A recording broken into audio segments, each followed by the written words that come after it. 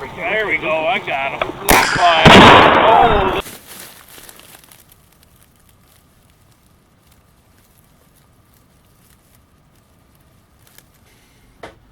Well, it's the end of the first week of May. Water temperatures have warmed up nicely. We've had a few cool days. Panfish are come in. You know, I caught some really nice crappies last week. Bluegills. Walleye season's open. So I think today I'll go look for some morel mushrooms. Kind of funny, but one of the things that I use as a guide or as a little clue to when to start looking for the morels is the crappie fishing. For the most part, when the crappies are coming into the canals or are in the canals and are spawning, everything's just about right for the morel mushrooms to be growing. The spot I'm going to today I've picked for years. It's been one of my favorite spots for a long time. Some years I've gotten literally 3,000-4,000 out of this very spot. Other years, I might only pick 300-400. But we'll head over there and see how it goes. So I decided to give today a shot trying to find some morel mushrooms. My first time out for the year. I get to my spot and this is what I see. Oh, that wood pile right there and a couple other huge ones way down there across the road used to be my favorite mushroom hunting spot. Take a look out there, you can probably see there's nothing left out there. They cleared it, leveled it right down to basically nothing. So I'll have to rely on some of my other spots. One thing pretty important to keep in mind when you're out here looking for these morels is when you see one, just stop and then look all around, because they can be hiding right by your feet. They could be 20 feet away, but generally when there's one, there's more. And I see one right over there. I can see the Kappa one sticking up. I mean, you probably can't see it from here, but as soon as I seen that, I stopped. And I got looking around, and I think I see a second one and actually even a third one over there. Great. But if I would have just kept on walking, I wouldn't have noticed. There's two right there. There's one hiding under that leaf, and there's two right over there. You gotta stop and look. You never know. And of course, I got my mesh bag. I'll just keep them in my mesh bag. Yeah, there's a couple nice ones right there. Like I said, if you look over here, there's one hiding under that leaf, and there's two right there on that moss. And I know, yeah, there's three over there for sure too. I can see them. You never know, sometimes when you squat down, you'll see even more.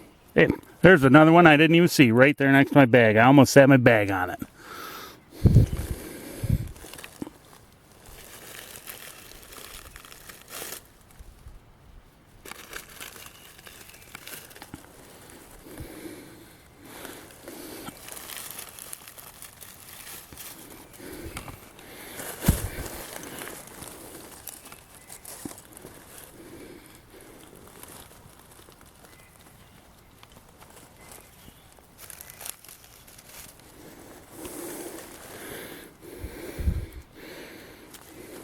A couple of the other things I look for is definitely pay attention to the surroundings around you.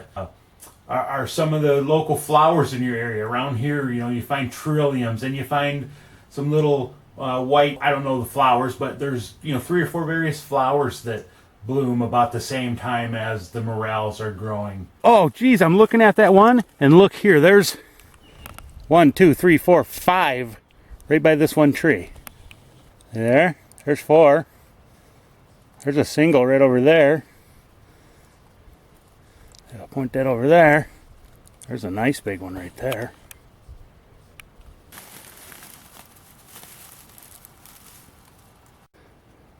There's another one right there.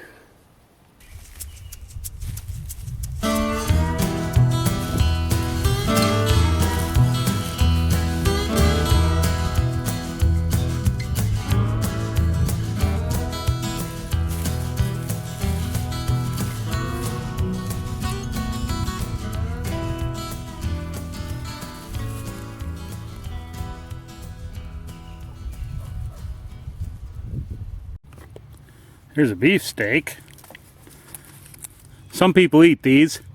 My wife doesn't care for them. I don't eat any mushrooms, but see, it's a little different. Just kind of a big old crinkled up, along the lines of morel, but not. Definitely, actually some people get real sick eating these. Some people eat them for years and then get sick, so we just don't mess with them. And there's some false morels over there. Looks like quite a few in this little section here. I see one over there. This right here is a great example of why you should not pick and eat wild mushrooms if you don't know what you're doing. These, to a novice, come out here and go, oh great, morels. And this area I'm in right here, there's probably 20 standing right here by me. 20 of these. Not these. These right here are black morels. These right here are false morels. You don't want to take these home and eat them. You will probably end up in pretty bad shape. These, to people who like mushrooms, are a delicacy. You got to know what you're doing with mushrooms. And they're obvious to me which ones are which, but to a lot of people they wouldn't be. One, the morel, if you notice, the cap is connected right to the stem at the bottom of the cap. And the stem is hollow, so you can see right up in there. And the base of the stem, or the base of the cap, is connected to the stem. If you look at the false morel, you turn it over, it's actually not connected. See there? That stem goes way up in there. And look in the stem, there's kind of a white fibrous material. Bad news, you don't want to eat these. Now there's also one that's called a half-free that people do eat, and it's connected about halfway up in here, and it doesn't have the fibers. I just don't mess around with any of them. My wife won't eat the half-frees either because you can get slugs and stuff inside here and whatever, and them fibers can actually be gone. Just don't mess around. Make sure the cap is connected at the bottom.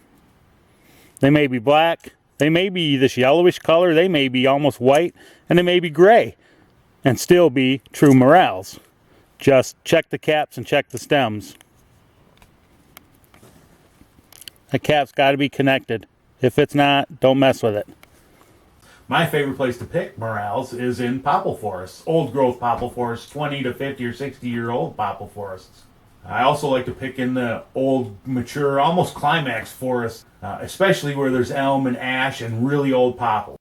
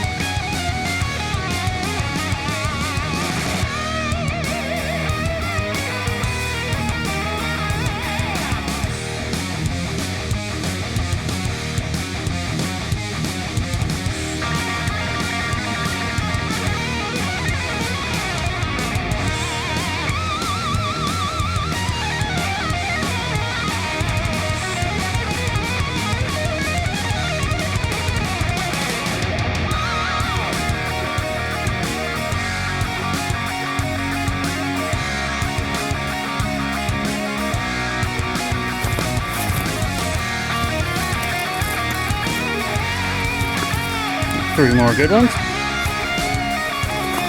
Oh, there's another one right over here.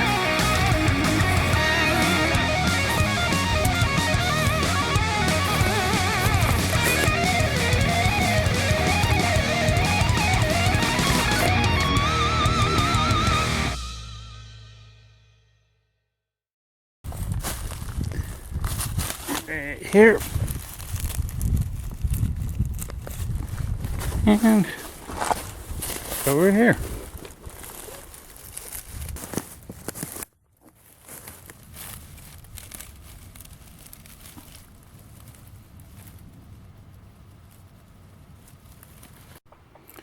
There's another nice double right there. Oh yeah.